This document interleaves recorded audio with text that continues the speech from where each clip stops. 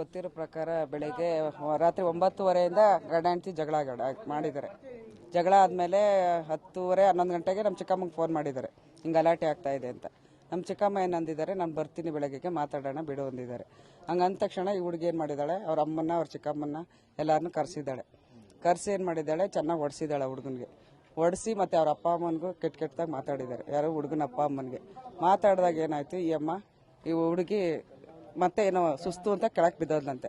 ಬಿದ್ದೋದ ತಕ್ಷಣ ಈ ಹುಡುಗ ಏನು ಮಾಡೋನೆ, ಹಾಸ್ಪಿಟ್ಲಿಗೆ ಕರ್ಕೊಂಡೋಗಿ ಅಡ್ಮಿಟ್ ಮಾಡಿ ಕೊನೆಗೆ ಏನು ಮಾಡಿದ್ದಾನೆ, ಅಲ್ಲಿಂದ ಬಂದು ಅಪ್ಪ ಅಮ್ಮನಿಗೆ ನೀವು ಇರ್ರಿ ನಾನು ನೋಡ್ಕೋತೀನಿ ಅಂತ ಹೇಳ್ಬಿಟ್ಟು ಆ ಹುಡುಗನಿಗೆ ತುಂಬ ನೋವಾಗಿದೆ.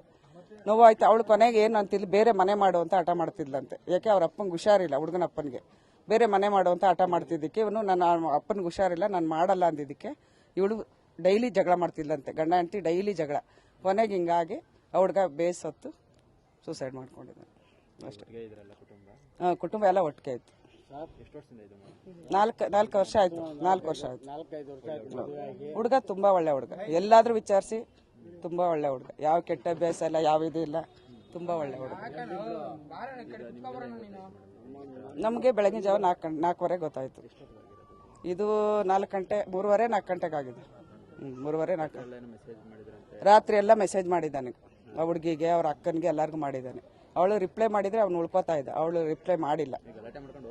ಹೋಗಿ ಅವಳು ಸುಸ್ತು ಅಂತ ಕೆಳಗೆ ಬಿದ್ದಿರೋದು, ಇವನೇ ಕರ್ಕೊಂಡೋಗಿ ಹಾಸ್ಪಿಟ್ಲಿಗೆ ಬಿಟ್ಟು ಬಂದಿರೋದು, ಮತ್ತೆ ಅವ್ರ ಅಮ್ಮನ ಮನೆಗೆ ಹೋಗಿರೋದು. ಅವರು ಇರೋದು ಇಲ್ಲಿ ನೆಲಮಂಗಲದಲ್ಲಿ. ಅವನೇ ಹಾಸ್ಪಿಟಲ್ ತೋರಿಸಿರೋದು,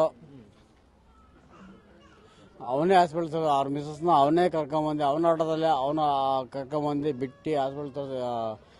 ಯಾವ್ದೋ BGS ಅವನೇ ಯಾವ ಸ್ವಾಮೀಜಿ ಅಲ್ಲ. ಬಟ್ ಆದ್ರೂ ಅವ್ರ ಹಾಸ್ಪಿಟ್ಲ್ ತೋರಿಸಿರೋದು, ಅವರೇ ಹಾಸ್ಪಿಟ್ಲಿಗೆ ತೋರಿಸಿರೋದು. ಹುಡುಗ ಫ್ರೆಂಡ್ಗಳೆಲ್ಲ ಬಂದಿದ್ರು, ಅವ್ರನ್ನೂ ನಾವೆಲ್ಲ ವಿಚಾರಣೆ ಮಾಡ್ದೋ. ವಿಚಾರಣೆ ಮಾಡಿದಾಗ ಏನಂತಾರೆ, ಈ ಹುಡುಗಂದು ಏನು ತಪ್ಪಿಲ್ಲ ಅಣ್ಣ, ಒಳ್ಳೆ ಹುಡುಗ, ಯಾವುದು ಒಂದು ಹ್ಯಾಬಿಟ್ ಇಲ್ಲ, ಯಾವುದೊಂದು ಇದಿಲ್ಲ, ಎಲ್ಲ ಜೊತೆಯಲ್ಲಿ ಭಾರಿ ಅನ್ಯೋನ್ಯಾಗಿದ್ದ. ಆದ್ರೆ ಈ ಗಲಾಟೆ ಆಗಿದ್ದು ನಮ್ಗೆ ಗೊತ್ತೇ ಇಲ್ಲ, ಅವನು ಆಗಿದ್ದು ಗೊತ್ತೇ ಇಲ್ಲ. ಆದ್ರೆ ಹೇಳಿದ್ರೆ ನಮಗೆ ಏನೋ ಒಂದು ಸಾಲ್ವ್ ಮಾಡ್ಕೋಬೋದು ದೊಡ್ಡ ಕುಂತ್ಕೊಂಡು. ರಾತ್ರಿ ಹೋಗಿ ಇವ್ರ ಅತ್ತೆ ಅವರೆಲ್ಲ ಹೋಗಿ ಹೊಡೆದು ಕಪಾಲ್ ಕೊಡ್ದು ಅವಮಾನ ಮಾಡ್ಬಿಟ್ಟು ಬಂದು ಈ ತರ ಮಾಡ್ಕೊಂಡು ನನಗೆ ಅವಮಾನ ಆಯ್ತಲ್ಲ ಅಂದ್ಬಿಟ್ಟು ಈ ತರ ಸೂಸೈಡ್ ಮಾಡ್ಕೊಂಡಿದ್ದಾನೆ ಸರ್. ಇಲ್ಲ ಸರ್, 4-4 ಸತಿ ಆಗಿದೆ ಅಂತಂತೆ. ಅವ್ರ ಅತ್ತೇನಂತೆ ಹೋಗಿ 3-4 ಸತಿ ಹೋಗಿ ಅವಮ್ಮ ಭಾರಿ ಟಾರ್ಚರ್ ಕೊಟ್ಟಿದ್ದಾಳಂತೆ ನನ್ನ ತಮ್ಮನಿಗೆ.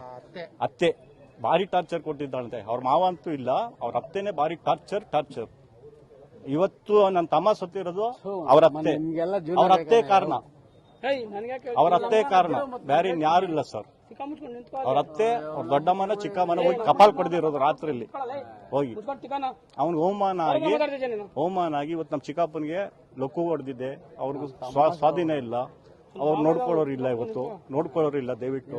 ಇವತ್ತು ಅದು ಮನೆ ಪಾಳದಂಗ ಆಗೋಯ್ತು. ಇವತ್ತು ಮಗು ಅವ್ರ ಮನೇಲಿ ಇದ್ದತ್ತೋ ಯಾರ ಮನೇಲಿ ಇದ್ದತ್ತೋ ನಮ್ಗೆ ಇನ್ನೂ ಗೊತ್ತಿಲ್ಲ ಸರ್. ಮನೆ ಹತ್ರ ಹೋಗಿಲ್ಲ ನಾವು. ಇಷ್ಟೊತ್ತು ಗಂಟೆ ಪೊಲೀಸ್ ಸ್ಟೇಷನ್ ಆಸ್ಪತ್ರೆ ಹತ್ರ ಇದ್ದವು ಸರ್. ನಾವು ಇವಾಗ ಬಾಡಿ ತಗೊಂಡು ಕನಕಪುರ ಹೋಗ್ತೀವಿ ಸರ್. ಸ್ವಂತ ಸಂತೆ ಕೊಡಳಿ ಸರ್, ನಮ್ದು ಅಲ್ಸೂರು ಗ್ರಾಮ ಸರ್. ಅವರು ಸುಮಾರು ಅವಾಗೆ ನಮ್ಮ ಚಿಕ್ಕಪ್ಪ ಇಲ್ಲಿ ಕೆಲಸಕ್ಕೆ ಬಂದು ದಾಸರಳ್ಳಿ ಸೇರ್ಕೊಂಡಾಗ ಇಲ್ಲೇ ಇದ್ದದ್ದು. ನಮ್ಮ ಚಿಕ್ಕಪ್ಪನು ಇಲ್ಲೇ ಇದ್ದದ್ದು, ಇಲ್ಲೇ ಮದುವೆ ಮಾಡ್ಕೊಂಡು ದಾಸರಳ್ಳಿಲೇ ಮದುವೆ ಮಾಡ್ಕೊಂಡಿದ್ದು. ಅವಾಗ ಇಲ್ಲೇನೆ ಅವ್ರ ಸೈಟ್ ಗೀಟ್ ಎಲ್ಲ ಇದು ಮಾಡ್ಕೊಂಡು ಇಲ್ಲೇ ಮನೆ ಕಟ್ಕೊಂಡು ಅವನು ಬೆಳೆದದ್ದು ಓದೋದೆಲ್ಲ ಇಲ್ಲೇ ಸರ್. ಅವನು ತಮ್ಮನ್ ಕಳ್ಕೊಂಡು ಇವತ್ತು ನಾವು ಅನಾಥರ ಆಗ್ಬಿಟ್ಟಿದೀವಿ ಸರ್. ಇನ್ನು ನಾವು ಒಬ್ಬನೇ ಮಗ ಒಬ್ಬಳೆ ಮಗಳು. ಇವತ್ತು ಅವನು ಹೋದ ಸರ್. ಇವತ್ತು ಅವ್ರು ನೋಡ್ಕೊಳ್ಳೋಕೆ ಯಾರು ಇಲ್ಲ ಸರ್. ಪರಿಸ್ಥಿತಿ ಹಂಗ ಆಗ್ಬಿಟ್ಟೈತೆ. ನಮ್ಮ ಚಿಕ್ಕಪ್ಪ ನೆಟ್ಕಿದ್ರೆ ಏನೋ ನೋಡ್ಕೊ, ನಮ್ಮ ಚಿಕ್ಕಪ್ಪ ಎತ್ತಕ್ಕೆ ಆಗಲ್ಲ, ಇದಕ್ಕಾಗಲ್ಲ, ಮಾತ್ರ ನುಂಗಕ್ಕಾಗಲ್ಲ.